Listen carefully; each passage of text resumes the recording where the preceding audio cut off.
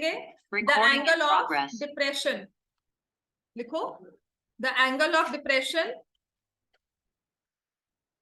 of the reflection of the cloud, angle of depression of reflection of cloud in the lake,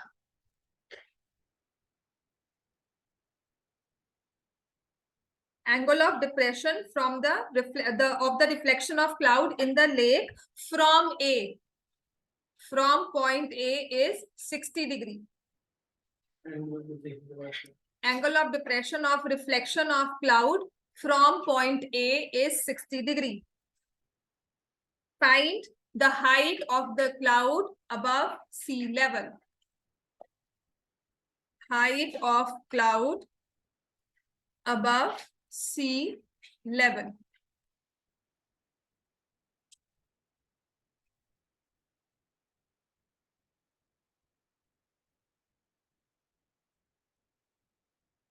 Height of cloud above sea level. इतना अब बता, इतना clear हो गया? आप यहाँ पर खड़े होकर इस क्लाउड को चेक कर रहे हो और आपने एंगल बनाया 30 डिग्री का। अब क्या हो रहा है, आपने इस क्लाउड के रिफ्लेक्शन को देखा, तो रिफ्लेक्शन तो पानी में बनेगी, लेकिन जो रिफ्लेक्शन बनती है वो आपको विजुअलाइजेशन कैसे होती है उसकी? आपको लगता है कि जितना डिस्टेंस यहाँ पर है उतना ही डिस्टेंस नीचे क्रिएट हुआ और वहां रिफ्लेक्शन बनी जाकर। समझ में आ गया? रिफ्लेक्शन का जो इल्यूजन होता है वो कहाँ है? If I see my reflection in a mirror, तो वो क्या दिखाएगा? मिरर जहां मर्जी प्लेस हो, मैं जितनी दूरी पर हूं मिरर से, वो उतना ही डिस्टेंस भी रिक्रिएट करेगा, राइट? ये नहीं होगा कि वो बीच का कट कर देगा। ऐसा होगा कभी? If the mirror is placed here and I am seated here, तो वो इतना डिस्टेंस भी मिरर शो करेगा and then it show my table, then the cloud, the mirror will show my table and the chair, and then it'll show me seated here. समझ में आ गया कि कल अगर मैं यहाँ पर हूँ, यहाँ पे मैंने मिरर को रखा है and I am standing here, यहाँ पे पर्सन खड़ा है, तो जितना डिस्टेंस यहाँ क्रिएट हुआ है, मिरर चाहे एक सिंपल सी यहाँ पर ऐसे एक स्लैब सी होती है, पर वो क्रिएट करता है उतना डिस्टेंस, तो क्या होगा? मिरर शो करेगा कि जो डिस्टेंस आपने यहाँ पर खड़ा किया है, आप उतनी ही दूरी पर यहाँ पे खड़े हो। This is your reflection. चिको की बात है, आप अपने रिफ्लेक्शंस में आपने ये पढ़ा होगा अच्छे से, this is your reflection basically. तो करना क्या है इसमें हमने, ये हमारा क्लाउड है, तो जो इसका रिफ्लेक्शन है वो यहां से नीचे कुछ यहां पर होगा, ठीक है? तो दिस इज बी डी। क्या हो गया है? बुक्स निकालकर लिखना शुरू करो, निकालो, पेन निकालो, कुछ तो लिखोगे बैठकर यहाँ पर, ठीक है? तो आपको सी डी, और जो ये है ये रिफ्लेक्शन बन रहा है, तो मुझे पता है C D is equal to C dash D. This is the only thing that I need to understand over here. और जो ये मैंने यहाँ पे जिगजैग लाइन ड्रॉ किया, बेसिकली ये सी लेवल है या लेक का लेवल है, ये पानी ऐसा चलता हुआ दिख रहा है, विजुअलाइज किया गया है। वैसे तो ऊपर से प्लेन होता है, पानी पे ये वेव्स शो की जाती हैं, बट अदरवाइज तो वो बिल्कुल स्ट्रेट होता है, वो प्लेन एक सरफेस ही होती है। ठीक हो गया इतना? तो बस इतना सा इसमें काम है कि C D is equal to C dash D. Let me say height of cloud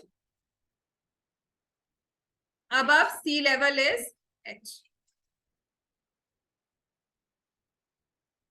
ठीक है? तो ये जो c डैश d आया है, ये भी कितना होगा? हाँ, 1 क्यों लेंगे बच्चे? 1 थोड़ी ना होता है, सेम का मतलब 1 होगा।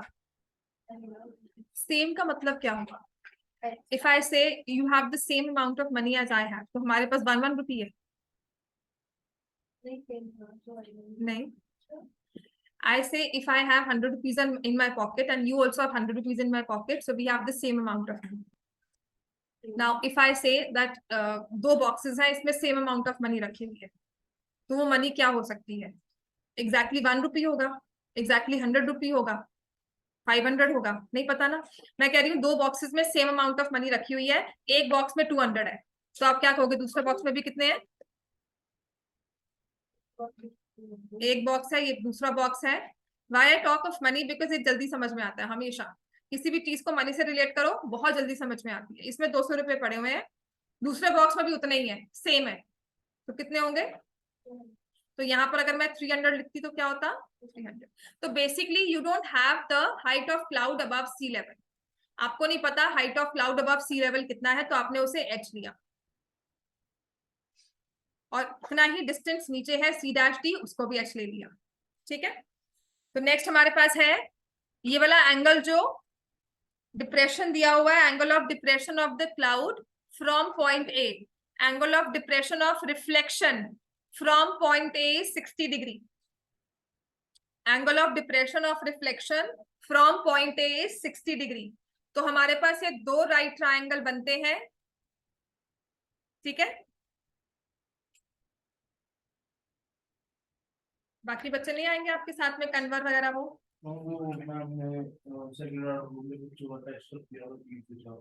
तुम नहीं गए फिर?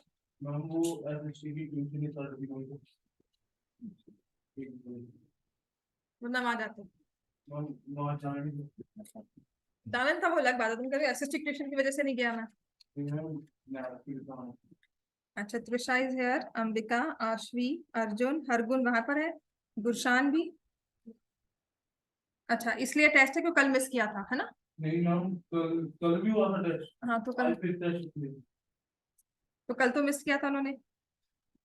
अच्छा, तुमने तो साइंस ट्यूशन छोड़ दी। अच्छा, हर्षित, आरव, आप मैम को बोलते क्यों हो कि मैम 3 to 4 में क्यों रख रहे हो? क्यों आप क्यों नहीं बोलते हो? मैं आपको बोलती हूँ। हाँ, क्या मैम मैथ्स छोड़ दे, फिर मैथ्स ना पढ़े, मैथ्स की गारंटी आप लेते हो?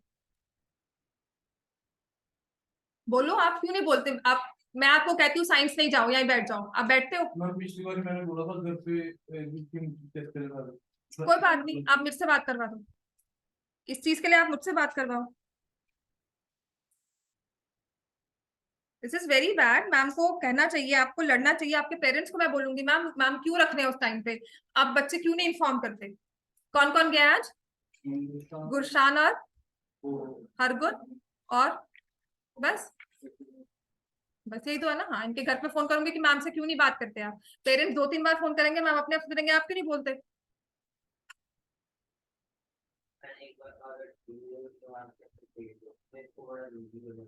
तो क्या मैम, हमें भी मैम हमारी टाइप की क्लास है, तो मैम आप मैथ्स की रिस्पॉन्सिबिलिटी लेते हो। कल मार्क्स कम आएंगे तो मैं बोल दूंगी सीधा, मैम मेरी जिम्मेदारी नहीं है, साइंस वाले मैम से बात करो। आप क्यों नहीं बात करते? This is very annoying. Yesterday term को खत्म होने दो, आप सितंबर के बाद मैं 4:30 क्लास आपकी यहाँ बिठा कर रखूंगी एक्स्ट्रा। मैम की क्लास में किसी को जाने नहीं दूंगी, 2 दिन करूंगी ऐसा लगातार। यहाँ रूम लॉक करके बैठना है, कोई नहीं जाएगा। मैम आप वहां पे वेट करते रहे, पूरी की पूरी क्लास यहाँ बैठे, और मैं सच में करने वाली हूँ। मैम को पता लगे आप मैम कर क्या रही है, मैथ्स क्लास मिस कर दो, क्यों साइंस पढ़नी है कि मैथ्स नहीं पढ़नी है हमने? आप एसएसटी ट्यूशन जाते हो, आप कहते हो मैम वो भी तो पढ़नी है, तो क्या मैथ सब्जेक्ट नहीं है? जब तक आप नहीं बोलोगे मैम नहीं सुनेंगे। आप कन्वीनियंटली मिस करते हो और मेरे पास आते हो मैम बैकअप चाहिए, मैं नहीं दे रही बैकअप आगे से, कोई बैकअप नहीं होगा। और मैंने टेस्ट रखना है आपको बिठाकर, मैंने उसी टॉपिक का टेस्ट लेकर आपके मार्क्स मैंने ग्रुप में फ्लॉन्ट करने हैं कि देखो ये मार्क्स है, और रीजन लिखना है because we went to science tuition, we missed our class and went to science class. मैंने लिखकर ये ग्रुप में पेरेंट्स के सामने डालना है, और जो मिस करेगा ना उसके पेरेंट्स को स्पेशली फोन करना है, मैम ये देख लो ये रीजन है। This is very annoying, seriously annoying है कि हम साइंस क्लास के लिए हम मैथ्स क्लास छोड़ रहे हैं, वो बाद में पढ़ लेंगे।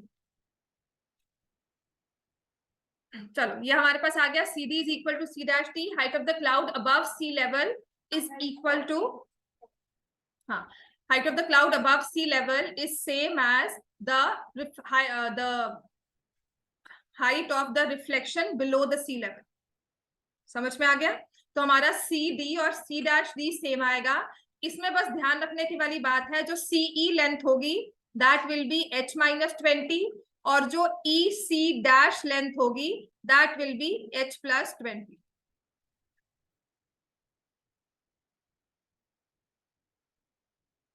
मैम ना सच में ये रिपीटेडली मैम कर रहे हैं, और इस साल तो बहुत ज्यादा कर रहे हैं। पिछले साल या 2 years बैक मैम क्या कर रहे थे, यहाँ के बच्चों को तरह से क्लास में, मतलब 2 मिनट क्या लेट हो गए, या लेट नहीं, टाइम से नहीं पहुंचे, मतलब 5:30 अगर क्लास फ्री हुई है तो 5:35 पे क्लास शुरू कर दी, टाइम इज 5:45, और उनको बोलना आप लेट हो। और इस साल मैम ने ये नया शुरू कर दिया पंगा, पता नहीं क्या है। नेक्स्ट लिखो, इन ट्रायंगल AEC, और प्रिपेयर्ड रहो, सितंबर के बाद साइंस क्लास नहीं जाओगे हफ्ता। तो we have CE upon AE is tan 30 degree. CE कितना आ जाएगा, H-20। AE कितना आ जाएगा, उसको हमने ले लिया x, tan 30 कितना हो जाएगा, 1/√3। तो क्रॉस मल्टीप्लाई कर दो, √3 H-20 is equal to x, √3 H-20 √3 is equal to x। चाहिए ना भी सॉल्व करो। फिर आप ले रहे हो ट्रायंगल AEC', ठीक है, तो उसमें हम लिखेंगे EC' upon AE is equal to tan 60 degree.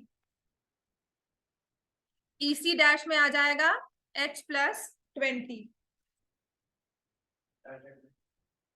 चलो सॉल्व करो इसको। AE कितना हो गया x, tan 60 कितना हो गया, √3।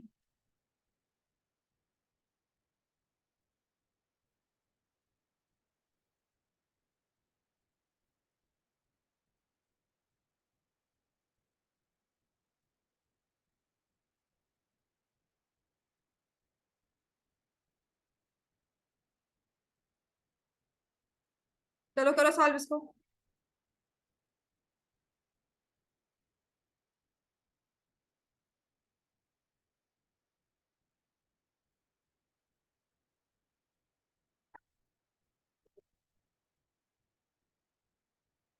H+20 अपॉन x इज √3, इसे क्रॉस मल्टीप्लाई कर लो, तो H+20 is equal to √3x।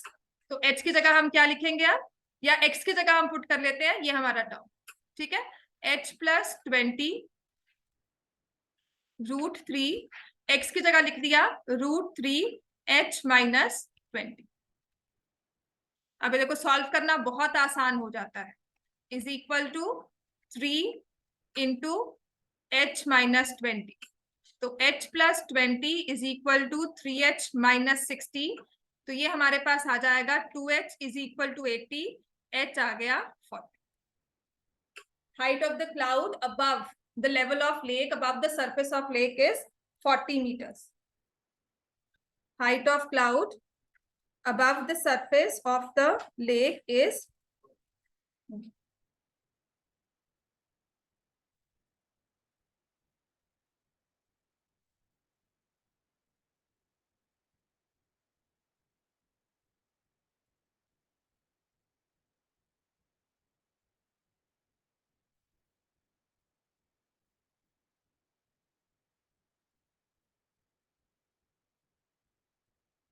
समझ में आ गया बच्चे। अच्छा, इसके अलावा जब आप परपेंडिकुलर अपॉन हाइट लेते हो, ये राइट ट्रायंगल है, ये आपका परपेंडिकुलर है, ये बेस है, ये आपका एंगल है जिसे मैं लिखती हूँ ऑपोजिट साइड, और ये लिखती हूँ एडजेसेंट साइड, और ये है हाइपोटेन्यूज। तो जब भी आप ऑपोजिट साइड और एडजेसेंट साइड में रेशियो बनाते हो, opposite side is in the numerator, adjacent side is in the denominator, we take the ratio of tan theta. Cot इसका रिवर्स हो जाएगा। कॉट क्या हो जाएगा, जब मैंने एडजेसेंट साइड ऊपर ली और ऑपोजिट साइड नीचे। समझ में आ गया बच्चे।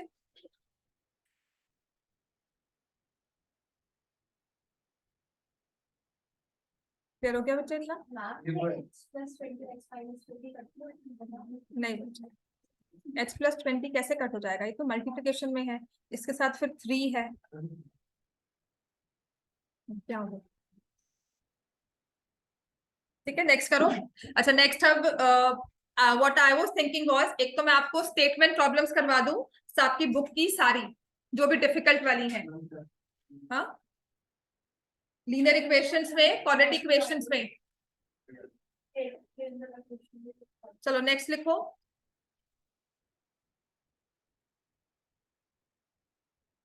चलो ये क्वेश्चन आपने खुद करना है, राइट इट। हाँ, नेक्स्ट लिखो।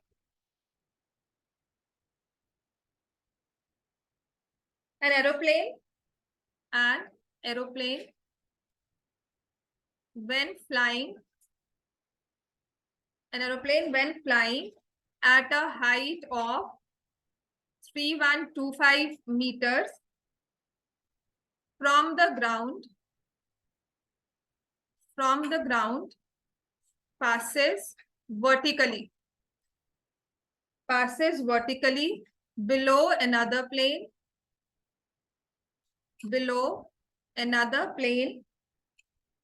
at an instant when the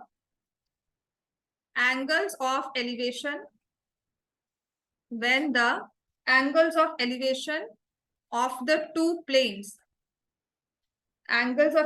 of the two planes from the same point on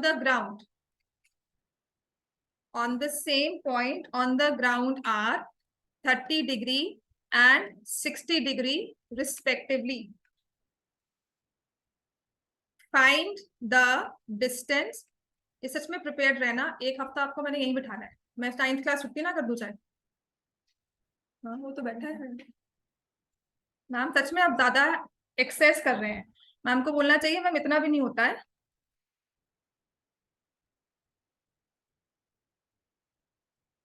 कितने साइंस आते हो यहाँ से? आपने साइंस क्लास 1 2 3 4 5 6 7 8 9 10 11 वो हो गए है ना, और एक साकेत भी है। ठीक है, आप दोनों नहीं जाते, श्रेष्ठ जाता है।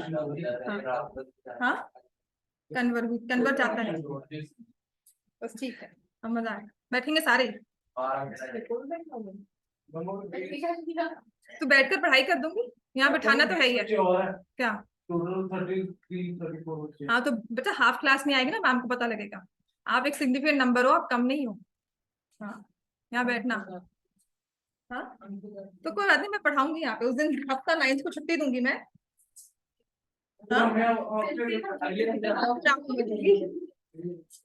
चलो लिखो, क्वेश्चन सॉल्व करो। An aeroplane while flying at a height of 3125 meter from the ground passes vertically below another plane at an instant when the angles of elevation of the two planes from the same point on the ground are 30 and 60. पूरी line पढ़ोगे कभी कुछ समझ नहीं आएगा, ठीक है।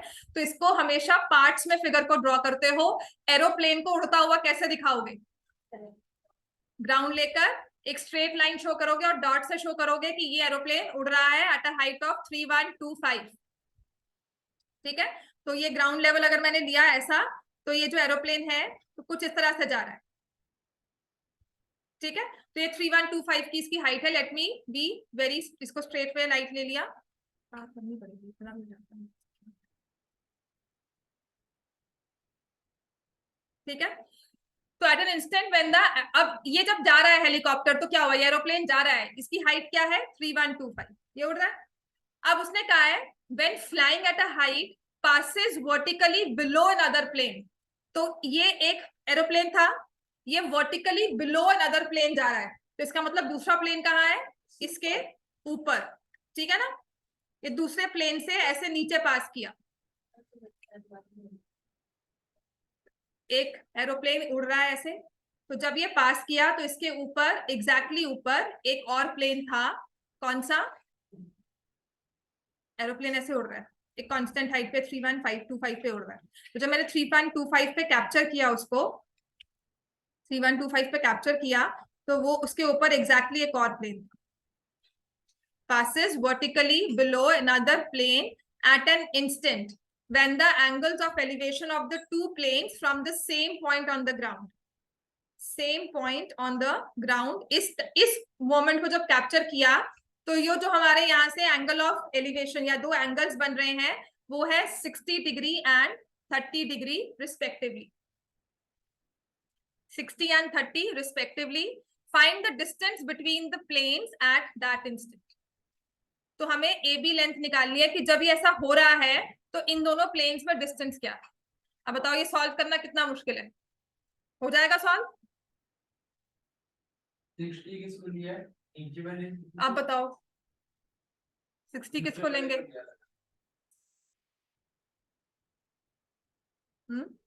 नीचे वाले को लिया 60। हाँ, ये 30 डिग्री होगा और ये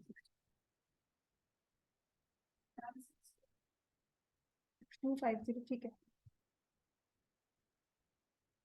हाँ जी, कैसे करेंगे इसको? पेपर कब है हमारा? कब है मैथ्स का पेपर? 24। उससे पहले पेपर है कि नहीं है? ये तो है नहीं कि 24 तक हमने मैथ्स ही पढ़नी है। कब तक पढ़ोगे लास्ट मैथ्स?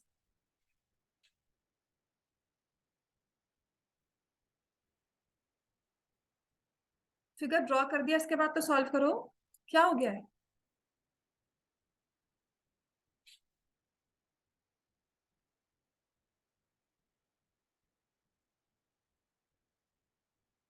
हाँ जी, क्या होगा इसका आंसर?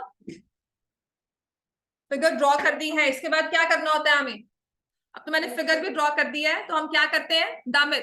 क्या करते हैं? क्यों? एप्लीकेशन नहीं आना इस बार इसलिए? अच्छा, इसलिए पता नहीं। ठीक है, चलो ये सॉल्व होगा। अब ये हम क्या करेंगे, दिस इज एच, तभी ये बैठा हुआ ब्लैंक, मैंने नहीं करना क्योंकि मैंने एप्लीकेशन करना ही नहीं है, मुझे कौन सा आना है। तो दो ट्राइंगल्स है हमारे पास, let me take this point as C और इस पॉइंट को मैंने डी लिया, तो एक ट्राइंगल है एसीडी और एक ट्राइंगल है बीसीडी। एसीडी ट्राइंगल और बीसीडी ट्राइंगल लेंगे, ठीक है। So 3125 by x is equal to tan 30 और 3125 प्लस h ले लो इसको अपॉन x इज tan 60। तो ये दो हमारी रेशियोज h और x में बन जाएंगे, इसे सॉल्व करोगे। ठीक हो गया, ये अलग से क्वेश्चन था।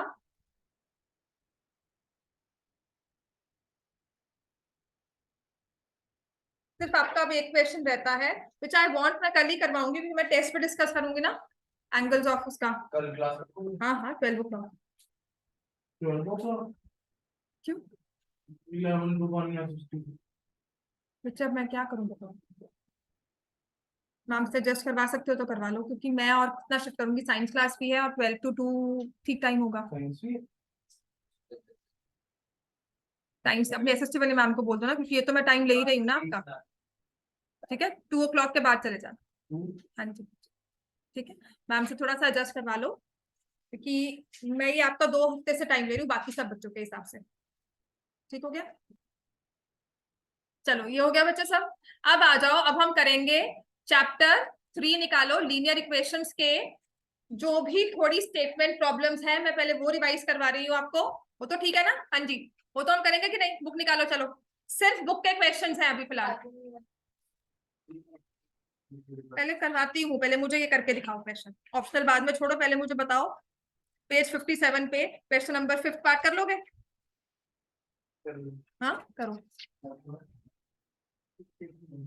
ऑप्शनल भी करवाती हूँ बट लेट मी बी, एक मुझे सीरीज में चलने दो, ठीक है, जल्दी काम हो जाएगा। 3.1 पर देखो, 3.1 इज प्रीटी सिंपल, ये 3 क्वेश्चन आपको लगता है आप हो जाएंगे? बुक खोलो, 3.1 के तीनों क्वेश्चंस। क्वेश्चन नंबर 1 एज वाला क्वेश्चन जो है, बताओ करके दिखाओ, तुम कहते हो हाँ हो जाएगा, क्यों से पूछ रहे हो? अच्छा, बुक का है तुम्हारी? क्यों?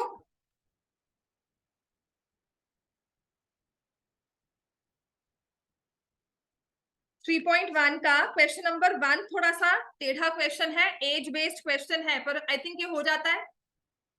ठीक है, तो आपका आज का होमवर्क यही होगा, आपने प्रैक्टिस इनकी स्टेटमेंट प्रॉब्लम्स की करनी है, थोड़ी बहुत जो रहती है वो मैं करवा दूंगी आपको, जो भी एक्स्ट्रा बुक से एग्जाम्पलर से है। 3.2 में आई फील सारी हमारी स्टेटमेंट प्रॉब्लम्स हो जाती हैं। क्वेश्चन नंबर 10 ऑल्सो 3.2 का क्वेश्चन 1 का फर्स्ट पार्ट, ठीक है। 50 पेज 50 पे देखो, नेक्स्ट पे क्वेश्चन नंबर 5 भी है, half the perimeter of a rectangular garden whose length is 4 metre more than its width. या तो क्या करते हैं, हर एक की इक्वेशंस फॉर्म कर लेते हैं, सॉल्व आप कर लोगे, ठीक है ना? हाँ, फॉर्मूले कौन से भूल गए? कोई बात नहीं, पढ़कर आना फिर याद आएंगे। इधर है बुक में? सब बुक में है, सब लिखे हुए हैं तुमने, पढ़ोगे तो सारे सॉल्व हो जाएंगे। हो गया?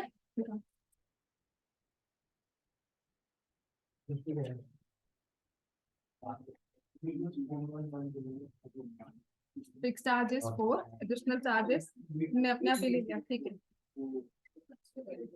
27 21 है, 57 वाला दिया था मैंने। कौन सा दिया था? पेज 57 पे क्वेश्चन। ठीक है, चल ठीक है। 3.1 चलो अब ऐसा है, डिफिकल्ट वाले पहले कर लो, विच आई फील। एक तो आपके पास आएगा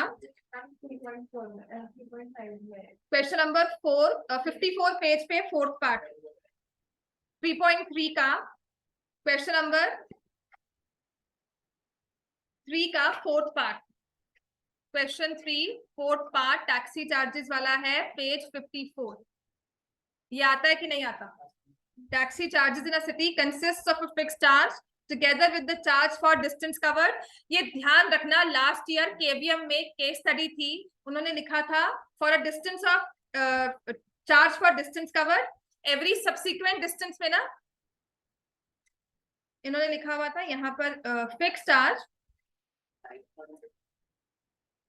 फोर्थ पार्ट, हाँ 9th वाला था।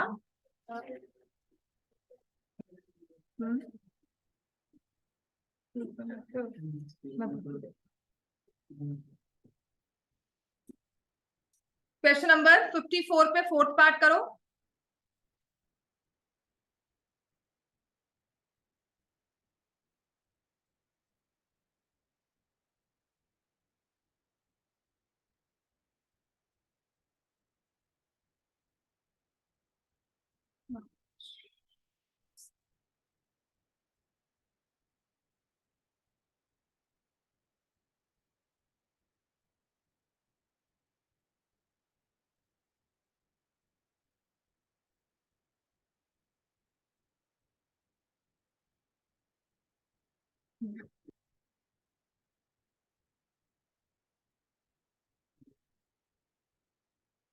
अब जैसे इसी में क्वेश्चन में एक क्वेश्चन हो गया, क्यों करो, कहाँ देख रहे हो?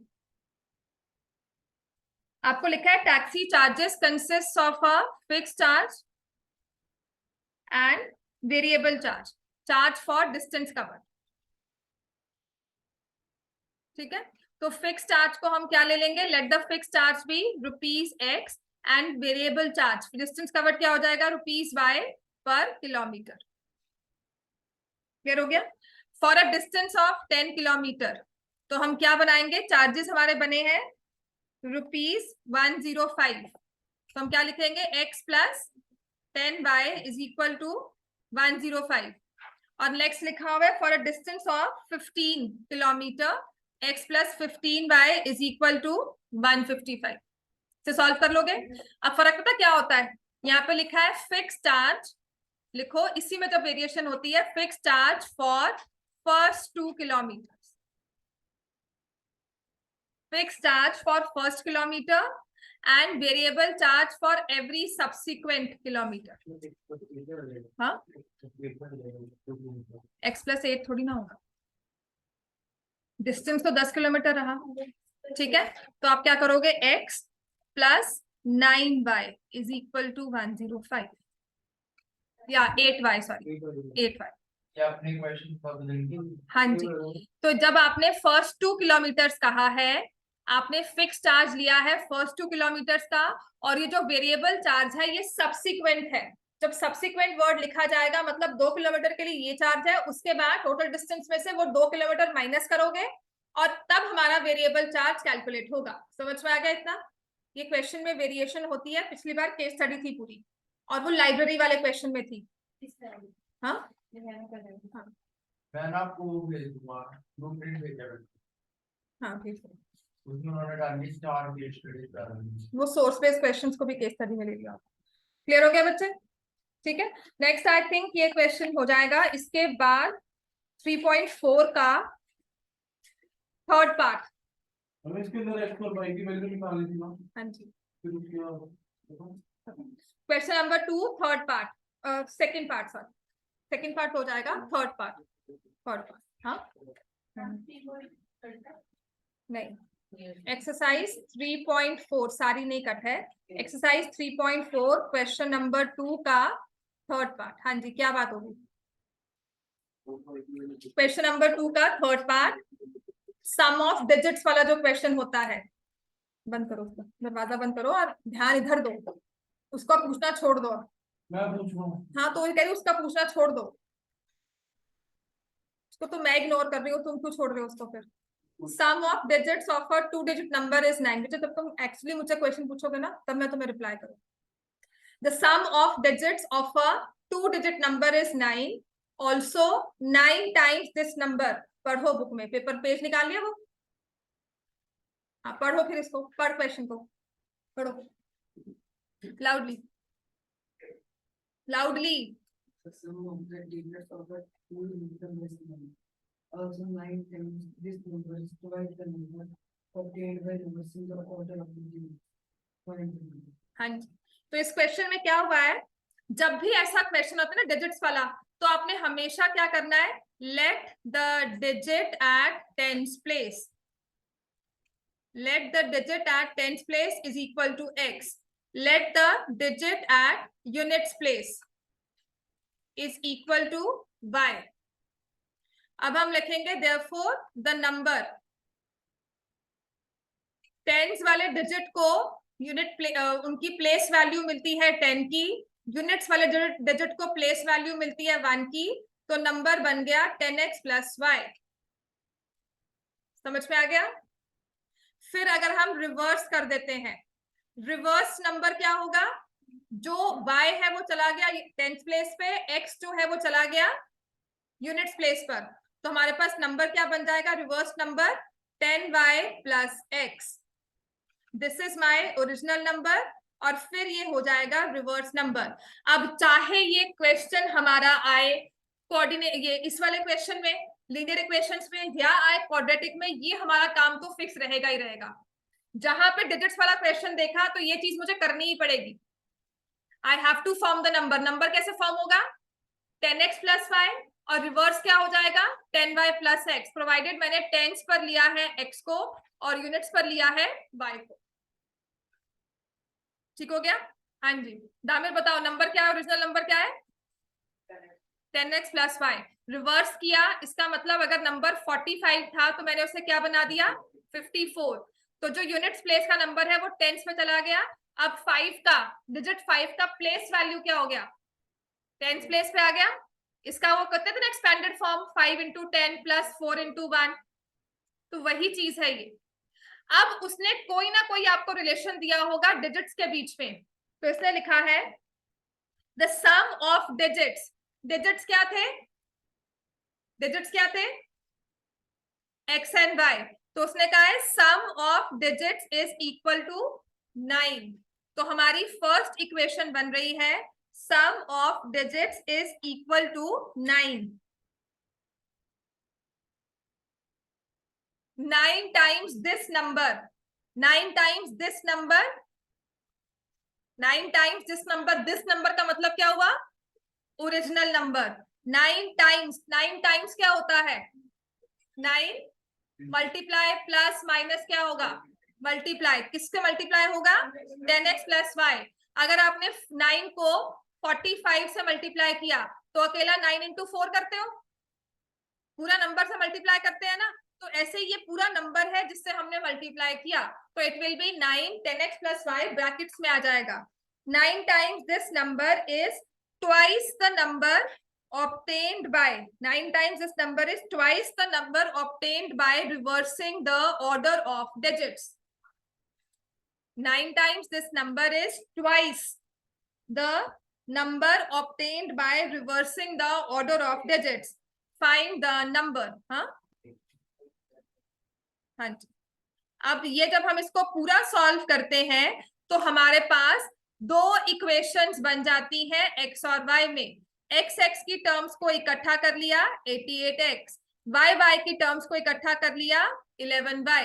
88 और 11 में देखा 11 8 जा 88, तो ये जब कैंसल होगा तो ये बन गया 8x is equal to y। तो लीनियर इक्वेशन इन 2 वेरिएबल्स का मतलब है 2 वेरिएबल्स में 2 इक्वेशंस होंगी, जिन्हें हमें सॉल्व करना है। तो एक है 8x इक्वल्स टू y और दूसरी है x plus Y equal to 9। तो मैंने क्या किया, y को क्या पुट किया हमने, 8x। तो यहां पर मैं यूज कर रही हूं सब्सटीट्यूशन, y की जगह क्या पुट कर दूंगी, 8x इज इक्वल टू 9। अब ये जो इक्वेशन है ये सिंपल हमारी वन वेरिएबल में हो गई, x की वैल्यू है 1 तो y की वैल्यू क्या हो गई 8। तो नंबर हमारा क्या बन गया 18, क्योंकि हमने एक्स वाई लिया था। ये ऑर्डर ध्यान रखो, टेंस प्लेस पर एक्स को ही लिखो, क्योंकि एक्स पहले लिखते हो एक्स वाई, तो पहले आपका नंबर आएगा 1 और फिर आएगा 18, सोचना नहीं पड़ेगा। 10x प्लस वाई 9 टाइम्स कहा है, पेपर में ऐसे ही नंबर कट गया 9 टाइम्स नंबर। आपको एक नंबर मैंने x लिखा, हाँ तो x plus Y is 9। Digits कौन से होते हैं नंबर के, मैंने आपसे पूछा, आपने कहा मुझे पता है एक्स वाई। अच्छा नंबर ये है, मैं तुम्हारा नंबर लिख रही हूँ 108। डिजिट्स क्या है इसके, 108। नंबर क्या है ये 108। दोनों में फर्क क्या है, डिजिट्स होते हैं सिंगल नंबर 0 से लेकर 9 तक, नंबर होता है प्लेस वैल्यू के साथ बना हुआ। आपने हर एक डिजिट को एक प्लेस असाइन कर दी तो वो पूरा नंबर बन गया। अंजी सॉल्व हो गया ये क्वेश्चन पूरी, क्या निकला आंसर, दिखा कहाँ सॉल्व किया। नेक्स्ट क्वेश्चन सॉल्व कर लो, फिर जरूरी है हमें बाहर देखना है, मैं कहूंगी तभी करना है। हाँ नेक्स्ट है हमारे पास फिफ्थ पार्ट, इसका हो जाएगा लैंडिंग लाइब्रेरी वाला। इसके बाद आप आओगे पेज नंबर 63, क्वेश्चन नंबर जो इसका फोर्थ पार्ट दिया हुआ है, पेज 63 पे फोर्थ पार्ट। हाँ जी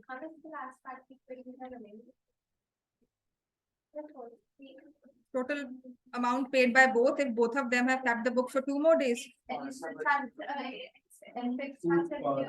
more days हुआ, हमने कहा है तुम छोड़ दो, एक ने बुक रखी है 6 डेज के लिए, एक ने रखी है 4 डेज के लिए, तो एक की 6 डेज की जगह क्या हो जाएगा 8 डेज और दूसरे का 4 की जगह क्या हो जाएगा 6 डेज। तुमने एक्स और वाई की वैल्यू निकाली हुई है, उसके चार्जेस निकाल लो फिर। हाँ थर्ड पार्ट भी करवा दो। चलो फोर्थ पार्ट करो, फोर्थ पार्ट एक इंपॉर्टेंट पार्ट है, ये हमारा आराम से पेपर में आ सकता है। This is page 63 fourth part. किसको आता है ये, हाँ जी तन में आता है ये, हम बाहर को देख रहे हैं फिर।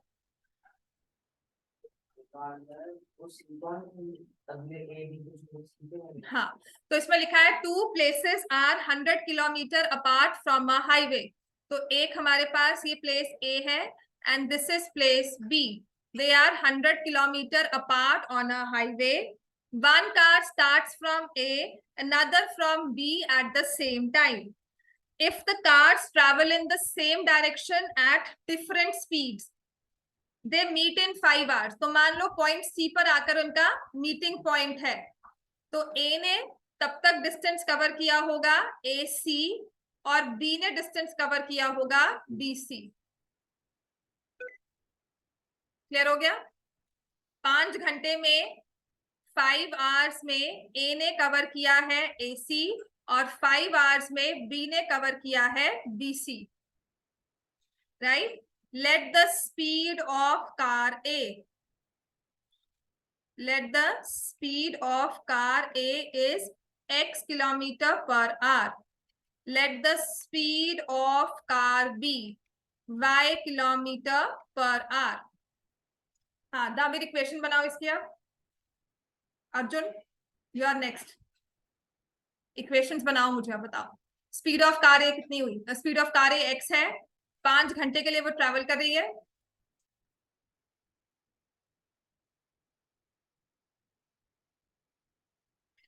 डिस्टेंस बीसी निकाल सकते हो, बीसी की डिस्टेंस कितना होगा, कितना होगा ये बता सकते हैं, बीसी किसने ट्रैवल किया है, कार बी ने।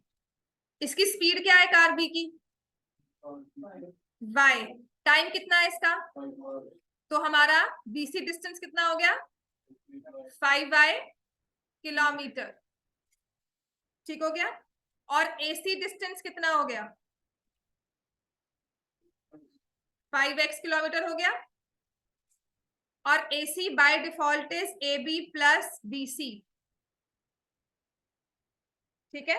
AB कितना है 100, BC कितना है 5y, और ये कितना आ गया 5x। तो 100 is equal to 5x minus 5y, तो x माइनस y किसके इक्वल आ गया 20। AC किसने ट्रैवल किया है, जैसे BC 5 आया है वैसे ही AC 5x आया। A ने ट्रैवल किया है x की स्पीड पर 5 घंटे के लिए।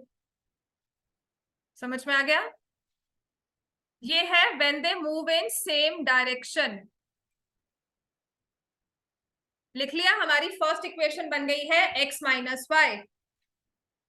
अब इसको आपने रिवाइज ऐसे ही करना है, पेपर में चाहे ऐसे लिख कर आओ चाहे नहीं लिख कर आओ, पेपर में चाहे रट्टा मारा हुआ लिखाओ, बट जब तक आप इसे घर पे इस इक्वेशंस के साथ लाइन सेगमेंट्स के साथ नहीं करोगे तो याद ही नहीं होगा। अब उसने कहा है if they move in opposite direction, तो ये भी तो ऐसे है ही है, ठीक है। This is A, this is B, opposite direction towards each other, they meet in 1 hour। 100 kilometre है डिस्टेंस। अब अगर पॉइंट C पे मिल रहे हैं तो A ने कवर किया है डिस्टेंस AC और B ने कवर किया है डिस्टेंस BC। दोनों की स्पीड्स को हमने चेंज किया, वही सेम है कि उसी सेम स्पीड पे चल रहे हैं। और कितने टाइम में मिलते हैं 1 आवर। तो डिस्टेंस AC निकाल सकते हो इक्वेशंस में, वेरिएबल्स में कितना होगा x इंटू 1, डिस्टेंस BC कितना होगा y इंटू 1। तो AC प्लस BC कितना हो जाता है, AC plus BC is equal to AB। तो x प्लस y किसके इक्वल आ गया 100। तो we've got 2 equations and 2 variables, now you need to solve it.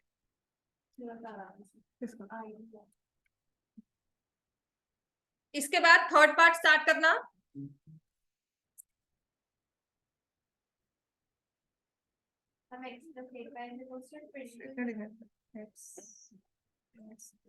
क्या कर रही हो तुम, तुम्हारा x कितना निकला y कितना निकला। फिक्स चार्जेस 10 रुपीज है, x की 10 की राइट की हाँ तो उसने अब 8 डेज के लिए बुक रखी है, ठीक है। x+6y बनेगी फिर। नहीं बनेगी बच्चे, वो तुम क्यों सोच रहे हो, x+6y तुम छोड़ो ना, 10 दिन के लिए और 3 into 6, हाँ यही बनेगा, x+6y बन जाएगा। तो कितना आ जाएगा 28, ठीक है। दूसरे ने 4 दिन के लिए रखी, तो अब क्या करेंगे 10 + 4 into 3, तो कितना हो गया 22। टोटल अब कितना पे कर रहे हैं 50। ठीक लिखा है, x+6y लिखा है तुमने, x+6y और दूसरे का x+4y। मैं काम नहीं कर पा, मैंने क्वेश्चन रखा है मैंने शेयर कर दूंगा। अब उसने कहा कितने पैसे पे करेंगे अगर by 40। समझ में आ गया बच्चे। इसके बाद थर्ड पार्ट स्टार्ट कर दो। अगर आप कल भी आ रहे हो ना एक्स्ट्रा क्लास के लिए, तो मैं आपको कल यही क्वेश्चंस, बुक के क्वेश्चंस ही आपके स्टेटमेंट वाले सारे प्रैक्टिस करवा रही हूँ। मैं अब आपका प्रैक्टिस सेशन ही ले रही हूँ, मैं टेस्ट नहीं ले रही हूँ। जो भी बच्चा यहाँ पर आएगा, जितने मर्जी टाइम के लिए आएगा, 6 to 7 में भी आओगे तो मैं प्रैक्टिस ही करवाऊंगी आपको, एक एक चीज एक एक क्वेश्चन यहाँ करवा के समझा के सॉल्व करवा रही हूँ, ठीक है। नेक्स्ट हमारे पास है third part. Yash scored 40 marks in a test, getting 3 marks for each right answer, losing 1 mark for each wrong answer। उसने 40 मार्क्स स्कोर किए टेस्ट में, राइट आंसर के लिए उसको मिलते हैं 3 मार्क्स +3, और रॉन्ग आंसर के लिए उसके हो रहे हैं -1। कितने आंसर्स राइट है कितने रॉन्ग है पता है हमें नहीं, ठीक है। तो अब हमें करना लेट द करेक्ट आंसर्स या let the right answers be x, let the wrong answers y। तो क्या इक्वेशन बन जाएगी इसकी 3x minus y equals to 40।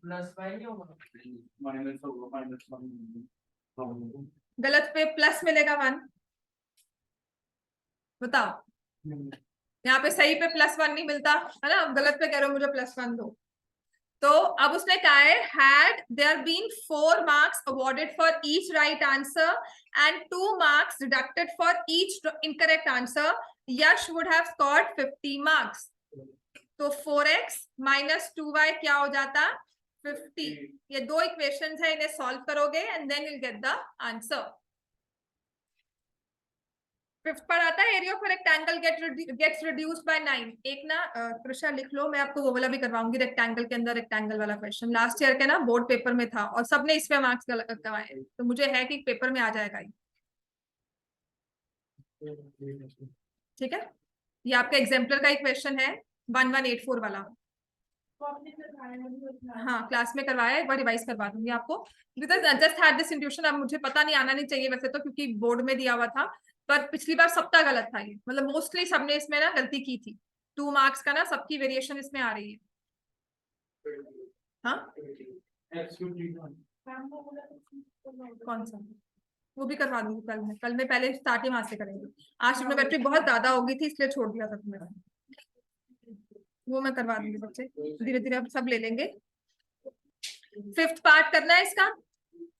The area of a rectangle gets reduced by 9 square units if length is reduced by 5, breadth is increased by 3. हो जाएगा. हम length हम x ले लेंगे और हाँ जी. breadth y ले लेंगे. ठीक है, लिखो इसको. लेंथ को लेंगे x मीटर्स, ब्रेड्थ को लेंगे y मीटर्स या y यूनिट्स. यहाँ पे यूनिट्स का हुआ है. ठीक है, तो I will write square unit square units. तो अब एरिया क्या हो जाता है of the rectangle, length into breadth क्या हो गया xy. The area of rectangle gets reduced by 9 square units. xy minus 9. अगर लेंथ को रिड्यूस कर दिया 5 से तो x लेंथ क्या हो गई x minus 5, और ब्रेड्थ को इंक्रीज कर दिया 3 से तो क्या हो गया y plus 3. नई लेंथ नया ब्रेड्थ दोनों को मल्टीप्लाई किया तो पुराने वाले एरिया से 9 यूनिट्स कम हो गए. समझ में आ गया. अब इसी के बेसिस पर मुझे नेक्स्ट इक्वेशन बताओ क्या होगी.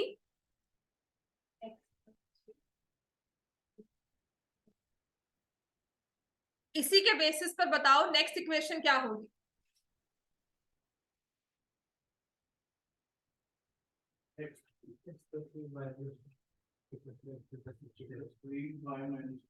x plus 3 y minus 2. y को क्या लिखा है breadth, increase the length by 3 and breadth by 2, तो it will be y plus 2 और xy प्लस क्या हो जाएगा 67. समझ में आ गया ये. तो इसमें क्या करेंगे, जब आप इसको मल्टीप्लाई करोगे तो आपका xy कैंसिल हो जाएगा. दो इक्वेशंस दो वेरिएबल्स में बन जाएंगी. इसको जब मल्टीप्लाई करोगे तो it will B 5x minus 5y xy minus 5y plus 3x minus 15. तो ये xy cancel. What you have is 2 variables 2 equations. समझ में आ गया. अब आ जाओ upstream downstream. Example number 19. Patience रखो, मैं सारा करवा रही हूँ. पेज 65. इसके बाद अगर मैं ना करवाऊं तो मुझे कहना. पेज 65 पर एग्जाम्पल नंबर 19. क्लियर हो गया. ये है अपस्ट्रीम डाउनस्ट्रीम का. कितने बच्चों को आता है ये, आता है करके देखो एग्जाम्पल देखे बिना. हाँ? ये आता है सबको. क्यों नहीं आता हमें ये. हाँ ये मैंने रिवाइज भी करवाया था आपको, क्लास में करवाया भी था उस टाइम पे. एक बार कोशिश करो बिकॉज ये भी एक चांसेस है आने की. हाँ क्यों, इसलिए ये नहीं आएगा. मैम ने कहा है वो तो डिलीटेड है. इक्वेशंस रिड्यूसिबल डिलीटेड है. हाँ इक्वेशंस रिड्यूसिबल के ये क्वेश्चंस डिलीटेड है. ये डाल सकते हैं, स्कूल वाला कुछ भी कर सकते हैं है ना. स्कूल हाँ स्कूल वाले कुछ भी कर सकते हैं. पता क्यों आया था, क्योंकि वो सिलेबस से पहले था इसलिए. अब इसमें देखो क्या करना है आपको. हमेशा ऐसे वाले क्वेश्चन में अगर दोनों ही चीजें नहीं दी हुई, स्पीड ऑफ बोट और स्पीड ऑफ करंट, तब तो ये है लीनियर इक्वेशंस का क्वेश्चन. दोनों में से एक दी हुई है एक नहीं दी हुई तो वो है क्वाड्रेटिक इक्वेशंस का क्वेश्चन. समझ में आ गया. तो इसमें हमें लेनी है speed of the boat as x kilometre per hour, speed of the current as y kilometre per hour. तो हम निकालते हैं speed upstream. What is speed upstream and what is speed downstream? X minus Y और downstream X plus Y. दामिर आता है ये question? थोड़ा थोड़ा क्यों आता है? अपस्ट्रीम की स्पीड है x minus Y kilometre per hour, downstream की स्पीड है x plus Y kilometre per hour.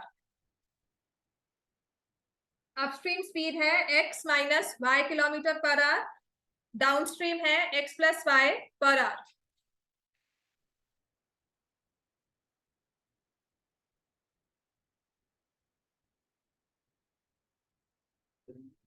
फिर इसके बाद मुझे दिया हुआ है a boat goes 30 kilometre upstream. Distance upstream है 30 kilometre and 44 kilometre downstream.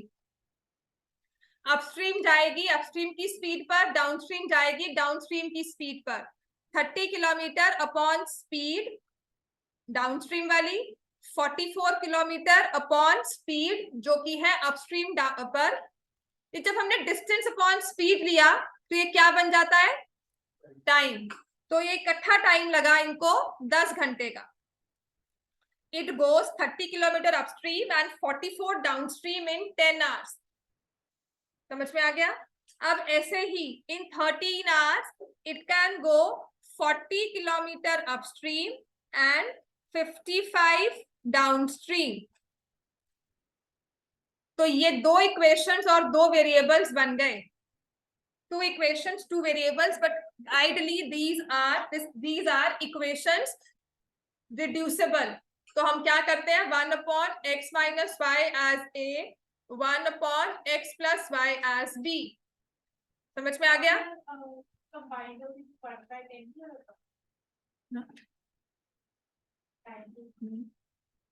Total 10 ही होगा. ये टाइम लगा अपस्ट्रीम का, ये टाइम लगा डाउनस्ट्रीम का, कंबाइन होकर क्या हो गया? 10 घंटे. तो ये बन जाएगा 30a plus 44b is 10. Then we have 40a plus 55b is 13. इसको सॉल्व कर लो आप.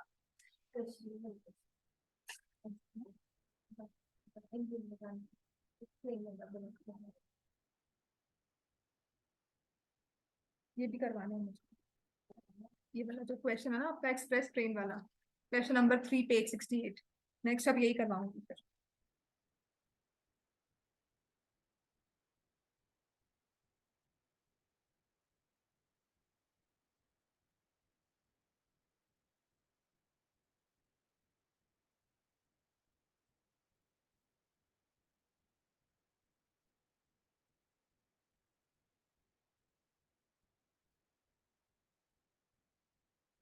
मुझे बुक लाई देना, तो मैंने इसके काफी क्वेश्चंस आपको वो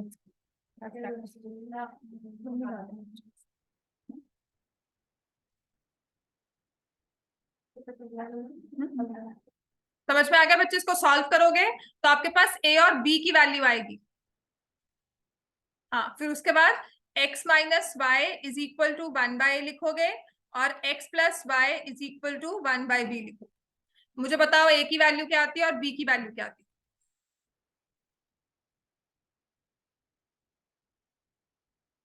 I'll multiply this with 4 and this with 3. So 120a plus 132b, no, 176b, sorry, is equal to 40. And 120a plus 165b is equal to 39. Minus 3. 1 by 11. b is 1 by 11. तो a कितना आ जाएगा? 30a plus 4 is equal to 1 by 5 आता है.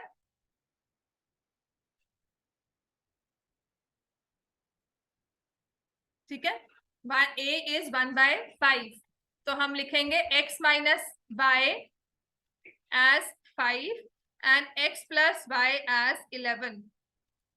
समझ में आ गया? यहाँ पे 1 by a देखा. a अगर 1 by 5 है तो 1 by a का रेसिप्रोकल क्या हो जाएगा? 5. b का रेसिप्रोकल क्या होगा? 11.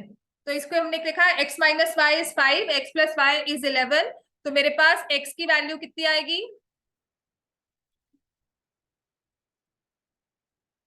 8 और y की वैल्यू क्या आएगी?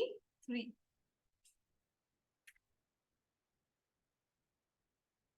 समझ में आ गया? x की वैल्यू 8, y की वैल्यू 3। अब इसके बाद जो हमें क्वेश्चन करना है वो है 3.7 का क्वेश्चन नंबर 3। क्लियर हो गया बच्चे इतना? Exercise 3.7 question number 3। Exercise 3.7 question number 3। ये ट्रेन वाला क्वेश्चन है। इसमें क्या होता है, एक सर्टेन डिस्टेंस दिया हुआ है, एक सर्टेन टाइम, एक सर्टेन स्पीड पर वो स्पीड को कम ज्यादा कर देते हैं और टाइम में वेरिएशन आ जाती है। डिस्टेंस फिक्स है, जैसे लिखा है अ train covered a certain distance at a uniform speed. एक डिस्टेंस उसने एक फिक्स स्पीड पर कवर किया है। तो मुझे जब डिस्टेंस दिया हो तो अच्छी बात है। यहां डिस्टेंस नहीं दिया हुआ तो मैं लिखूंगी let the speed of train be equal to x kilometre per our.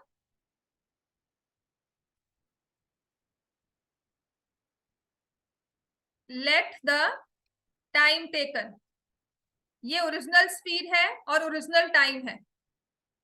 Original speed and जो शेड्यूल टाइम होता है कि इतने टाइम में तो करना ही चाहिए, तो y आवर्स। अगर आपको डिस्टेंस और स्पीड दी हुई है, सॉरी टाइम और स्पीड दिया हुआ है, तो क्या आप डिस्टेंस निकाल सकते हो? आपको स्पीड पता है, आपको टाइम पता है, डिस्टेंस क्या हो जाएगा? डिस्टेंस का फॉर्मूला क्या होता है? Speed multiplied by time. Speed कितनी है? x, टाइम कितना है? y, तो डिस्टेंस कितना हो जाएगा? xy। ये डिस्टेंस जो है ये चेंज नहीं करेगा, आप स्पीड को कम ज्यादा करते हो, ठीक है? तो उसने लिखा है if the train would have been 10 kilometre per hour faster. Faster का मतलब क्या हुआ? स्पीड बढ़ गई या कम हो गई? बढ़ गई। कितनी हो गई? x plus 10 kilometre per our, and it would have taken 2 hours less than the scheduled time। 2 hours less क्या हो जाएगा? y minus 2 hours। तो अब बताओ डिस्टेंस कितना हो गया? x plus 10 into y minus 2, x plus 10 into y minus 2। तो जब इसको सॉल्व करेंगे तो xy plus 10y minus 2x minus 20। ये डिस्टेंस और ये डिस्टेंस क्या हो गए? आपस में इक्वेट कर गए।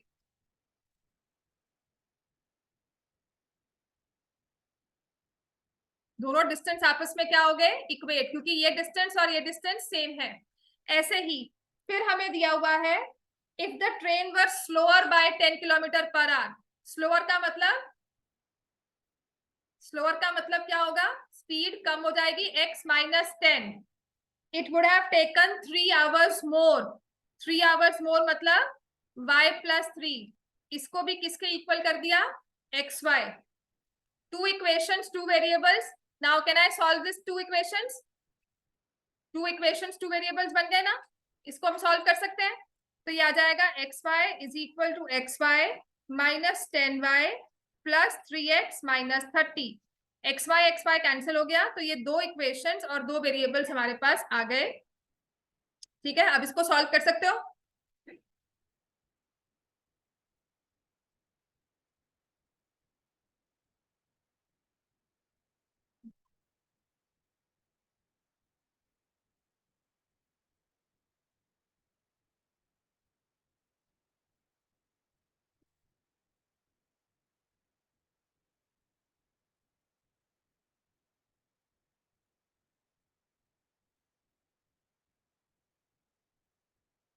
टुमारो अभी तक जो फाइनलाइज हुआ है टाइम वो 12 o'clock है। क्वेश्चन सॉल्व हो गया?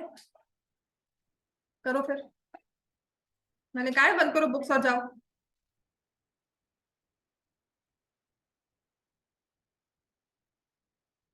So what we get is 3x minus 10y minus 30 equals to 0, and यहाँ पर xy minus equals to xy minus 10y plus 3x minus 30।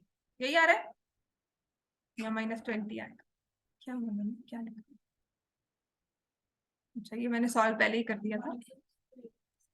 ठीक है, तो एक हमारे पास इक्वेशन बन के आ रही है -2x + 10y - 20 = 0, और एक आ रही है 3x - 10y - 30 = 0। तो इन दोनों को हमें सॉल्व करना है। कितना आता है इसका आंसर? हाँ, तुम्हारा हो गया सॉल्व? जाओ। हाँ जी, आपका हुआ सॉल्व? ये जिसका सॉल्व हो चुका है दिखाओ मुझे, और फिर वो जा सकते हैं। हमने किया है या नहीं?